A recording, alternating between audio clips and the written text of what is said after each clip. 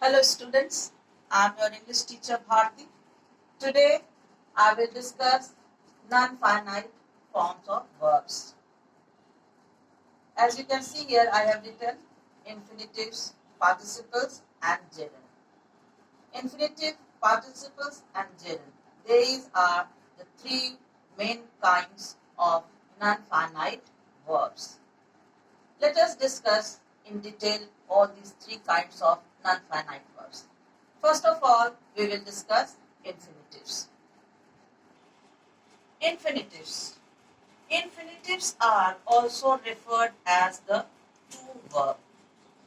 Means when we put to before the main verb, then this formation is known as infinitive. For example, to play, to run. Now here you can see before the main verb play, I have put to. Here before the main verb run, I have put to. Now to play, to run. They are example of infinitives. Now it is not necessary that the infinitives are always accompanied, when the verb is always accompanied with to. Before we can use infinitives even without to. And when it is used without to, then it is known as bare infinitive. So we can say that bare infinitives, they are verb form where we don't use to before the main verb. Let us see the examples of bare infinitives, and here I have written two sentences. I want to play, she can dance. Students, you can see in the first sentence, I want to play. Here you can find the infinitive, to play. I want to do what? To play. So here the to formation has come. Before the main verb play, to is coming. So this is infinitive. And see the second sentence. She can dance. And here you can see, what does it mean? She can dance. It means that she knows how to dance. How to dance, not to dance. Look here. Here this is infinitive. But here we don't find this formation is not here. Here it is she can. So before the main verb, can has come, and can is a model auxiliary. So we can conclude that we use bare infinitive with the help of the modal auxiliaries. And these bare infinitives, mostly they come after the modal auxiliaries. We use them after the modals. First we put the modal verb, modal auxiliaries, and then the bare infinitive we can put. In this way, we use the bare infinitives in a sentence. Now let us discuss the second kind, participles. The second kind of non-finite verbs is participles. Students, as you can see here, I have written the three types of participles. First is present participle, second is past participle, and third is perfect participle. As you know that the present participle, we add ing in the main verb. For example, if it is dance, then we add ing and it becomes dancing. Now dancing is present participle. And past participle, they are formed mostly when we add ed or when we add n, and then we make it the past participle. For example, laugh, laughed, laughed. That the V3 formation. So there we add ed, then break, broke, broken. Here we add en in the verb, and broken. So broken is the past participle. So V2 and V3 formation, all of you have already studied earlier. So this is the past participle, and third is perfect participle. And for perfect participle, we use having. We add having before the verb V3, having written, having completed, work, I went to play. Having completed my work, I went to play. Now here having completed my work. So having completed is perfect participle. And this perfect participle, it says that one action is completed. It is over. It has completed in the past. So we will discuss these three types of participles in detail later on. And the third formation is gerund.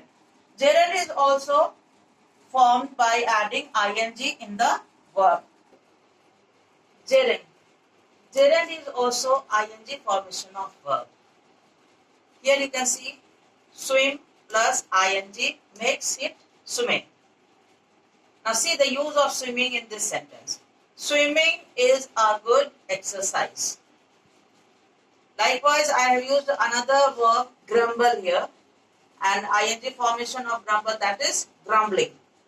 Grumbling is a bad habit. Now you can see here, students, that these verbs, swimming and grumbling, okay, these words, they have been made with the help of the verb grumble and swimming likewise. And here they are working as a noun because they are working as a subject in this sentence. Swimming is a good exercise. What is a good exercise? Swimming. So here swimming is the subject of this verb is. Here grumbling is the subject of this verb is. And all of you now know that the subject of a verb is always either a noun or a pronoun. And here this verb, now grumbling and swimming, this is not a pronoun. It is a verb and this verb is working as a noun. So we can call it a verbal noun. So swimming and grumbling, they are verbal nouns. They are verbs and they are working as a noun. So they are verbal nouns. And these verbal nouns, they are known as gerund. Now a question arises that ing formation is also known as the participles, present participles. Now, what's the difference between a gerund and a participle? How we can identify that which one is gerund and which one is participle? Students, the gerund and present participles, often they confuse students because there is very slight difference between these two. Their formation is same. Both are ing formation of verb. So, we get confused that which one is gerund and which one is present participle. There is a very simple way in which we can identify which one is gerund and which one is present participle. See the examples here, what I have written here. Grumbling is a bad habit. Now here you can see that grumbling, it is made up of the verb grumble, and with grumble we had added ing, grumbling. So this is a phrasal verb. And here this verb, it is working as a noun because it is the subject of this verb is. So here grumbling is working as a noun and as such it is gerund. It will be called gerund because it is working as a noun and it is a verb also. So we can call it a verbal noun. So verbal nouns are known as gerund. See the second sentence. I don't like grumbling boys. Now here see the word grumbling boys.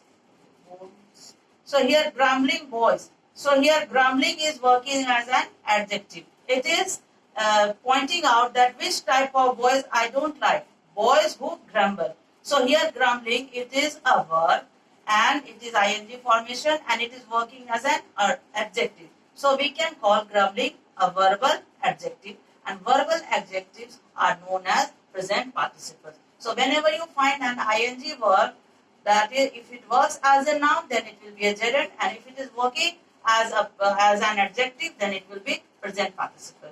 So I hope, students, that you will now be able to distinguish between gerund and present participles. So these are the main forms or kinds of non-finite verbs.